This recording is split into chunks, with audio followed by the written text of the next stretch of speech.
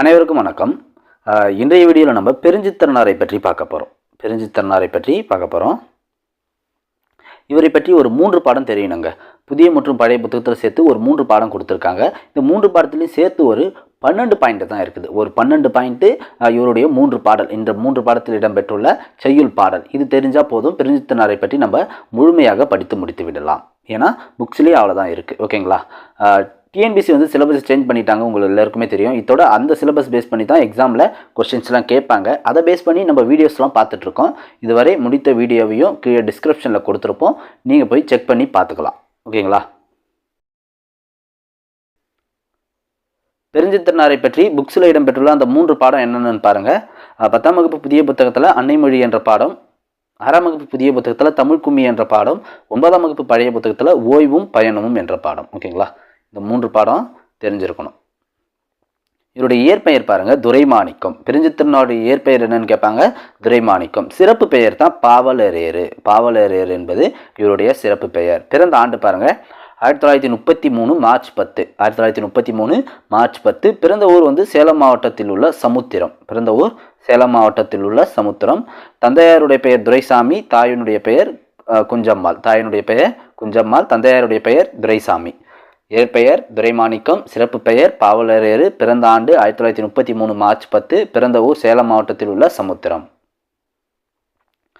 இயற்றிய நூல்கள் பாருங்க, உலகியல் 100, பாவிய கொத்து, நூறாசிரியம், கனிச்சாறு, என்சுவை என்பது, மகுப்புகு வஞ்சி, பள்ளி பறவைகள், ஐயை, கொய்யாக்கனி, திருக்குறள், மெய்ப்பொருள் உரை. இதெல்லாமே இவர் இயற்றிய முக்கிய நூட்கள். உலகியல் 100, பாவிய கொத்து, நூறாசிரியம், கனிச்சாறு, என்சுவை என்பது, மகுப்புகு வஞ்சி, பள்ளி பறவைகள், ஐயை, கொய்யாக்கனி, திருக்குறள், மெய்ப்பொருள் உரை. நடத்திய இதழ்கள் பாருங்க, தென்மொழி, தமிழ்ச்சிட்டு, தமிழ்நிலம். ரொம்ப முக்கியம். பெருஞ்சித்திரனார் நடத்திய இதழ்கள் தென்மொழி, தமிழ்நிலம், தமிழ்ச்சிட்டு.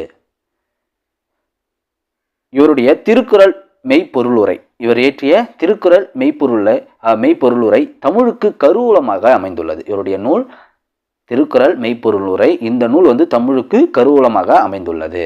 அதே போல் இவருடைய நூலான கனிச்சாறு வந்து 8 தொகுதிகளை கொண்டுள்ளது. இது ஆல்ரெடி ப்ரீவியஸ் இயரில் கேட்டிருக்காங்க.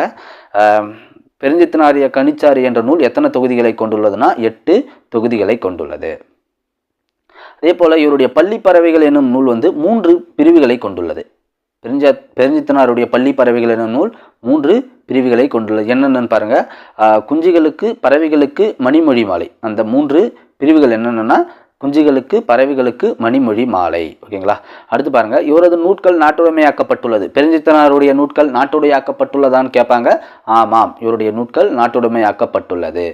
மறைந்த ஆண்டு பாருங்க, 1995 ஜூன் 15. 1995 ஜூன் 11. ஓகேங்களா? ஜூன் 11 இவர் இயற்கை எழுதியிருக்காரு.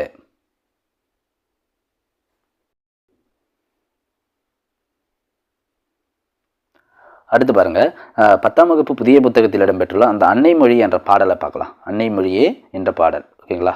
அன்னைமொழியே அழகார்ந்த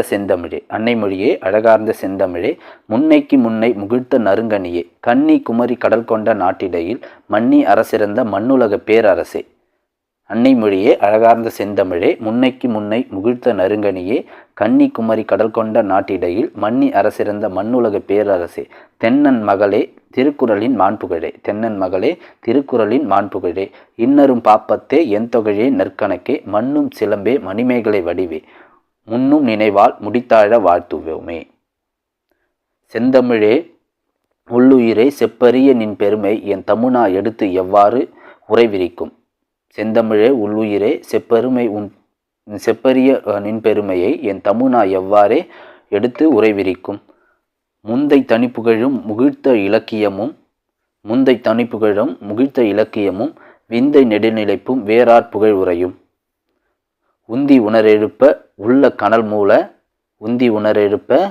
கனல் மூல செந்தாமரை தேனை குடித்த சிறகார்ந்த அந்தும்பி பாடும், அதுபோல யாம்பாடி முந்துற்றும் யாண்டு முழங்க.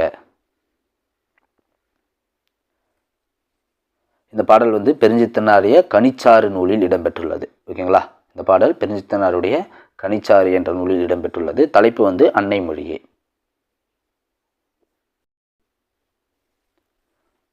அடுத்து 6ஆம் வகுப்பு புதிய புத்தகத்தில் தமிழ் கும்மி என்ற தலைப்பில் இடம்பெற்றுள்ள பாடலை பார்க்கலாம்.